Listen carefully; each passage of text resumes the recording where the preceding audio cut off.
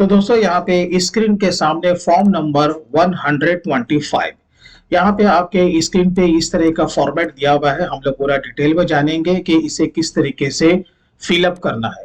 लेकिन सबसे पहला ये सवाल ये उठता है कि इस फॉर्म को कौन यूज करेगा और इसे कहाँ पे जाके सबमिट करना है।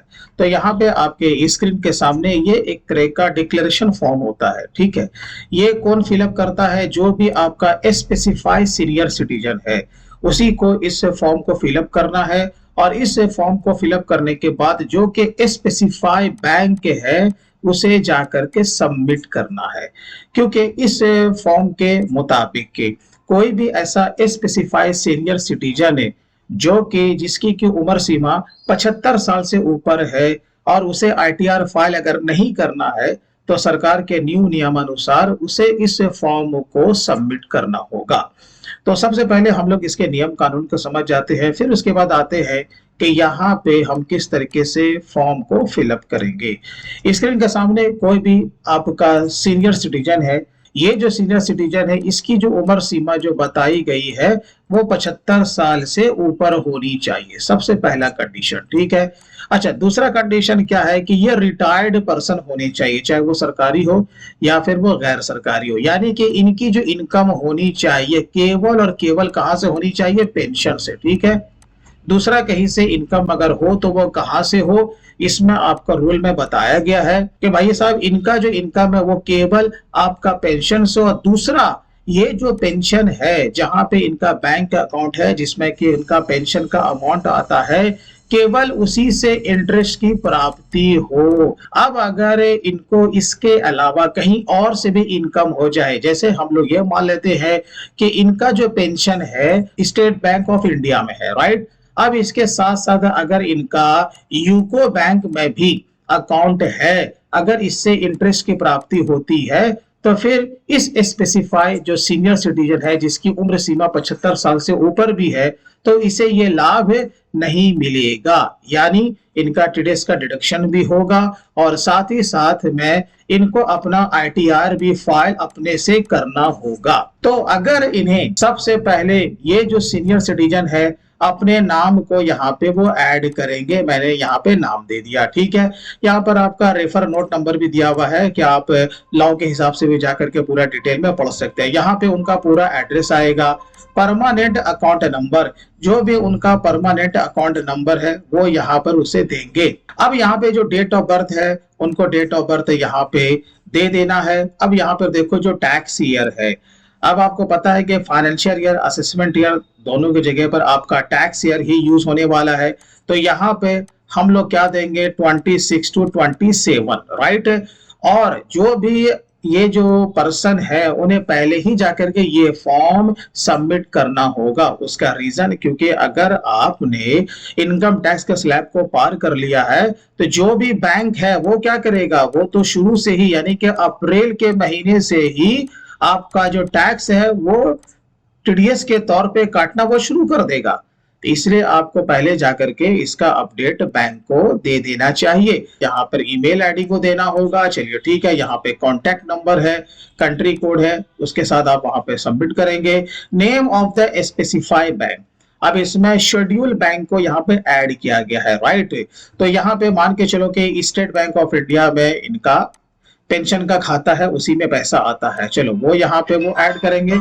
उसके बाद है name of employer from which pension is drawn, जहां से जिस कंपनी से इनका पेंशन आता है उस कंपनी का नाम यहाँ पे देना होगा। अब यहाँ पे मैं यहाँ पे दे देता हूँ कि चलो वो रिटायर्ड एम्प्लॉय है, वो कहीं के किरानी है या फिर प्रोफेसर है, तो मारवाड़ी कॉलेज मैंने यहाँ पे ऐड कर दिया।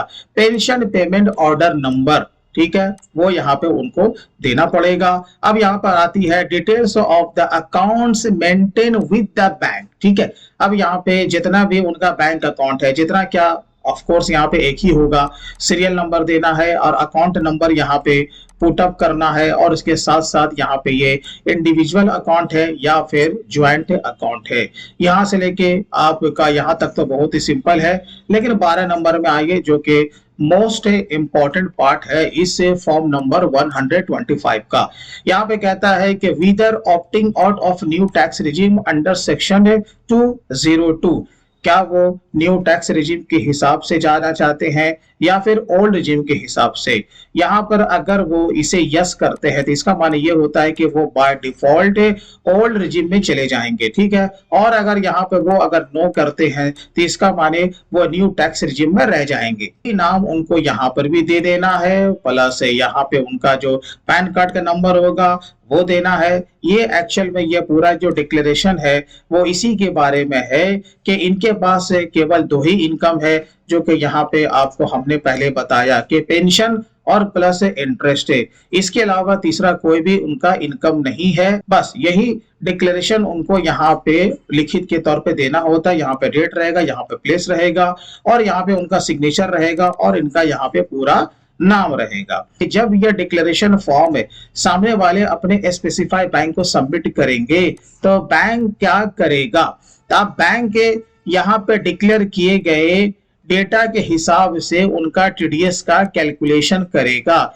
या तो वो कैलकुलेशन करेगा ओल्ड रिजिम के हिसाब से या वो करेगा न्यू रिजिम के हिसाब से। अब अगर वो ओल्ड में जाना चाहते हैं तो इस फॉर्म के साथ साथ उनका जितना भी इन्वेस्टमेंट होने वाला है फॉर टैक्स ईयर 26 to 27 उन्हें सबमिट करना होगा, ठीक है। आपको पता है कि 80C से लेकर के 80U तक का टैक्स रिबेट है, राइट, वो यहाँ पर उनको सबमिट करना होगा। तभी जाकर के ये जो बैंक होता है ना उनको डेटा मिल जाता है, तब वो जाकर के उनको इनकम टैक्स का रिबेट भी देंगे। और अगर न्यू रिजिम के हिसाब से है तो आपको तो पता ही है कि इसमें जो कि पेंशन का एम्प्लॉयर का कंट्रीब्यूशन होता है केवल वही टैक्स रिबेट मिलता है, इसके अलावा कुछ मोटे तौर पे नहीं मिलता है।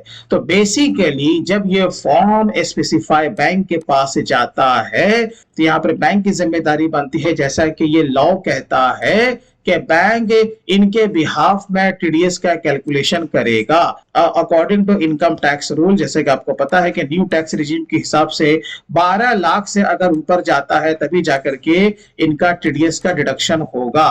और अगर टीडीएस का डिडक्शन होता है तो वो तो कटेगा ही, उसमें माफी नहीं है। लेकिन ये बैंक क्या करेगा, वही टीडीएस का डिडक्शन करेगा और ड्यू डेट से पहले सरकार को जमा कर देगा।